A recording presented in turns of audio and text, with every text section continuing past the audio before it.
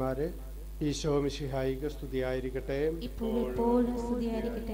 നമുക്ക് പരസ്പര സ്തുതി പറയാം.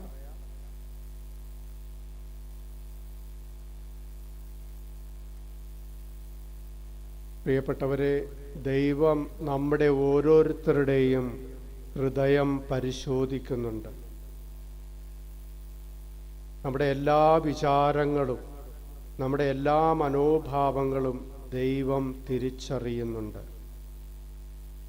ഇന്നത്തെ സുവിശേഷത്തിൽ കർത്താവ് ഈ മനോഭാവം തിരിച്ചറിഞ്ഞതുകൊണ്ടാണ് ഫരിസേയരുടെയും നിയമജ്ഞരുടെയും മനോഭാവം തിരിച്ചറിഞ്ഞുകൊണ്ട് കർത്താവ് പറയുകയാണ്, നിങ്ങൾക്ക് ദുരിതം, കപടനാട്യക്കാരായ നിങ്ങൾക്ക് ദുരിതം.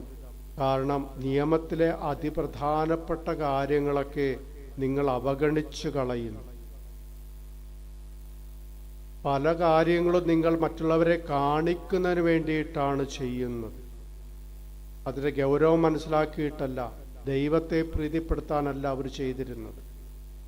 അവരുടെ ഈ കപടനാട്യത്തെ കർത്താവ് പൊളിച്ചടുക്കുകയാണ് ഇന്നത്തെ സുവിശേഷത്തിൽ.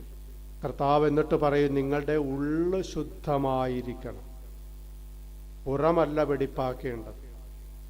പലപ്പോഴും അവർ പുറമെ മറ്റുള്ളവരെ കാണിക്കാൻ വേണ്ടിയിട്ട് നല്ലവരാണെന്ന് മറ്റുള്ളവരെ തെറ്റിദ്ധരിപ്പിക്കുവാനായിട്ട്, തങ്ങൾ വിശുദ്ധരാണെന്ന് പ്രകടിപ്പിക്കുവാൻ വേണ്ടിയിട്ടുള്ള ആ ഒരു കപടനാട്യത്തെയാണ് കർത്താവ് എടുത്തു മാറ്റാനായിട്ട് അവരോട് ആവശ്യപ്പെടുന്നത്. നിങ്ങളുടെ ഉള്ള് ശുദ്ധമാക്കുക. കാരണം കർത്താവ് നമ്മുടെ എല്ലാവരുടെയും ഉള്ള് അറിയുന്നുണ്ട്. ഇന്നത്തെ ഒന്നാമത്തെ വായനയിൽ പൗലോസ്ലീഹ തൻ്റെ ഉള്ള് വെളിപ്പെടുത്തുന്നത് ഇങ്ങനെയാണ്: ഞങ്ങളുടെ ഉപദേശം അബദ്ധത്തിൽ നിന്ന് വരുന്നതല്ല, അശുദ്ധിയിൽ നിന്ന് വരുന്നതല്ല. ഞങ്ങളുടെ ഉപദേശം അത് വഞ്ചനയിൽ നിന്ന് വരുന്നതല്ല. ദൈവം ഞങ്ങളെ ഭരമേൽപ്പിച്ച് ദൈവം അംഗീകരിച്ചതുകൊണ്ട് അതിൽ നിന്ന് വരുന്നതാണ്.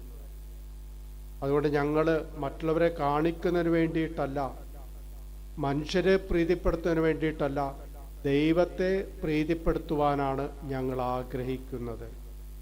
പ്രിയപ്പെട്ടവരെ, നമുക്കും നമ്മുടെ ഹൃദയം പരിശോധിച്ചാൽ നമ്മുടെ ഹൃദയത്തിൽ നിറഞ്ഞിരിക്കുന്നത് എന്താണ്? അഹങ്കാരമാണോ? അസൂയയാണോ? കോപമാണോ? വിദ്വേഷമാണോ? പകയാണോ? ഈ മേഖലകളൊക്കെ വിശുദ്ധീകരിക്കപ്പെടേണ്ട മേഖലകളാണ്. ഇവയെല്ലാം ഉള്ളിൽ വെച്ചുകൊണ്ട് നമ്മൾ പുറമേ നല്ല വ്യക്തികളാണെന്ന് നടിക്കുകയാണെങ്കിൽ കർത്താവ് നമ്മളോടും ആവശ്യപ്പെടുന്നത്, നമ്മുടെ ഹൃദയം പരിശോധിച്ചിട്ട് ആവശ്യപ്പെടുന്നത് നിന്റെ ഉള്ള് ശുദ്ധമാക്കുവാനായിട്ടാണ്. ഈ ദിവ്യബലിക്കൊരുക്കമായിട്ട് നമുക്ക് നമ്മളെ തന്നെ പരിശോധിക്കാം. കർത്താവ് നമ്മളോട് ആവശ്യപ്പെടുന്നതിന് മുമ്പ് തന്നെ നമ്മുടെ ഉള്ള് പരിശോധിച്ച് എല്ലാ കുറവുകളും എടുത്തു മാറ്റി വിശുദ്ധമായൊരു മനസ്സോടുകൂടി, കാപട്യമില്ലാത്ത, വഞ്ചനയില്ലാത്ത നല്ലൊരു മനോഭാവത്തോടുകൂടി ഈ ദിവ്യബലി അർപ്പിച്ച് കർത്താവിൻ്റെ അനുഗ്രഹം പ്രാപിക്കുവാനായിട്ട് നമുക്ക് നമ്മളെ തന്നെ ഒരുക്കാം.